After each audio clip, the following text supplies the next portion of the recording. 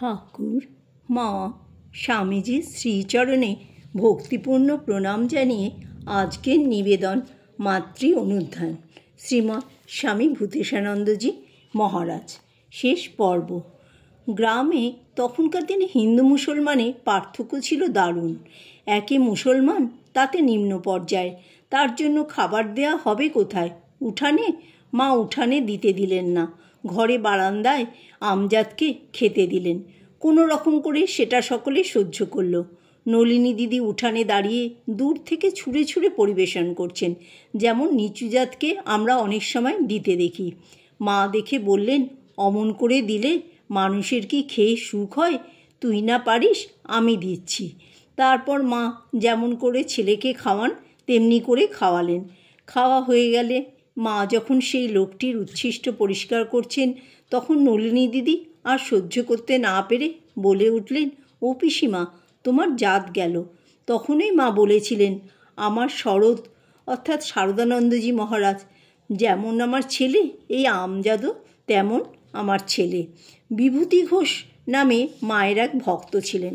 তার কাছে আমাদের মায়ের কথা শোনবার সৌভাগ্য হয়েছিল। অল্প বয়সে বিভূতিবাবু মায়ের কাছে যান।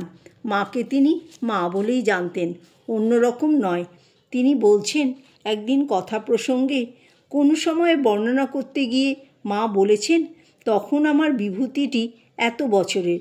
বৃদ্ধ বয়সে বিভূতিবাবুর কাছে মায়ের কথা যখন শুনেছি, দেখেছি মায়ের কথা বলতে বলতে তার জ্ঞান থাকতো না, অঝরে জল পড়ত। মায়ের স্নেহে তিনি যেন চিরকালের মতো আবদ্ধ হয়েছিলেন। একদিনের ঘটনা বলছেন, ঝড় জলের আশঙ্কা আছে, জল তখনও শুরু হয়নি। তিনি মায়ের কাছ থেকে বিদায় নিয়ে বাড়ি যাচ্ছেন। মা তাকে বিদায় দিতে এসেছেন গ্রামের প্রান্তে, বাঁশবন, তারপরেই মাঠ। মা অতদূর পর্যন্ত এসেছেন। গ্রামের মেয়েরা তার বেশি এগোয় না, সেখানে দাঁড়িয়ে আছেন। বিভূতি যাচ্ছে, তিনি দেখছেন। মাঝে মাঝে বিভূতি ফিরে দেখছে যে মা একদৃষ্টিতে তার দিকে চেয়ে আছেন।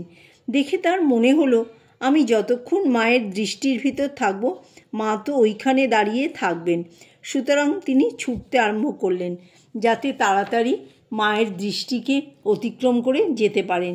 ছুটে ছুটে মাঝে মাঝে ফিরে দেখেন ঠিক একভাবে মা দাঁড়িয়ে। তারপর তো বাড়ি গিয়েছেন। রাস্তায় ঝড় বৃষ্টি হয়েছিল। পরে যখন এসেছেন তখন মা বলছেন, বাবা, তুমি ঝড় বৃষ্টি মাথায় করে গেলে, আমি তো ভেবে অস্থির। ওই বাঁশবাগানে গিয়ে দেখতে লাগলুম, আর ভাবছি আমার বিভূতি নদীটা পার হলো, এতক্ষণে হয়তো মাঠটা পেরোলো। এবার তার আর কোনো বিপদ নেই, কোনো আশ্রয় সে পাবে। সমস্ত ক্ষণটি এই রকম চিন্তা করেছেন। তার এই এক বিভূতি নয়, অজস্র বিভূতি। যতগুলি সন্তান, তাদের সকলের জন্য মায়ের এত চিন্তা। এই যে মাতৃত্বের অদ্ভুত বিকাশ, এ কি কেবল মায়িক সম্বন্ধ? তা নয়। তার আগে যে মায়ানবী ভাবের কথা বলেছি, সেই মানবী ভাবের কথাই বললাম।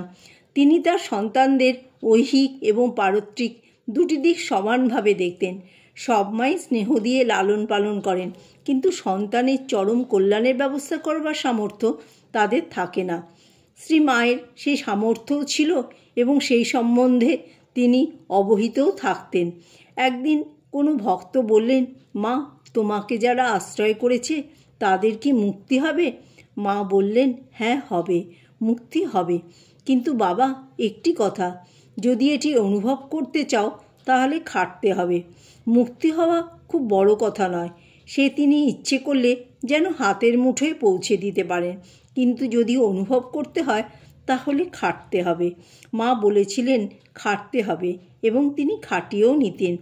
এত স্নেহের ভিতর দিয়ে যেমন লালন করতেন, তেমনি শাসনও করতে জানতেন। কিন্তু শাসন করবার আগে যাকে শাসন করবেন তাকে স্নেহের বন্ধনে বেঁধে নিতেন।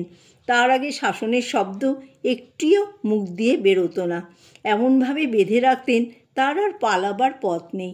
মায়ের সঙ্গে সন্তানের সম্বন্ধ এই রকমই ছিল। এই মাতৃভাব যতই আলোচনা করা যাবে, ততই আমরা তার নিগূঢ় তাৎপর্য উপলব্ধি করতে পারব। এ মা কেবল ইহজগতের মা নন, পরজগতেরও মা, চিরকল্যাণময়ী মা। আমরা ঘুমিয়ে থাকলেও মা আমাদের লক্ষ্যে পৌঁছে দেবেন। এ বিশ্বাস যদি থাকে তাহলে সংসার সমুদ্রে আমরা নির্ভয় হতে পারবো। স্নেহের শাসনের চেয়ে শক্ত শাসন আর নেই, এর চেয়ে শক্ত বাঁধন আর নেই। এতে মানুষকে এমনভাবে বেঁধে রাখে যে তার আর বেচালে পা পড়ে না। ভাগবতে আছে, ভাগবত ধর্ম আশ্রয় করে মানুষ কখনো প্রমাদগ্রস্ত হয় না, চোখ বুজে দৌড়লেও পড়ে যায় না, তার কখনো পদস্খলন হয় না। ঠিক সেই রকম মায়ের এই সর্বকল্যাণকারিণী শক্তির উপর বিশ্বাস রেখে আমরা যদি তাকে মা বলে গ্রহণ করতে পারি, তার শরণাগত হতে পারি, তাহলে আমাদের আর কোনো ভয় নেই। মা আছেন আমাদের পিছনে, মা সর্বশক্তিময়ী, তার সহস্র বাহু দিয়ে তিনি আমাদের রক্ষা করছেন। কোনো রকমেই আমাদের অকল্যাণ হতে পারে না। জয় ঠাকুর, জয় মা, জয় স্বামীজি।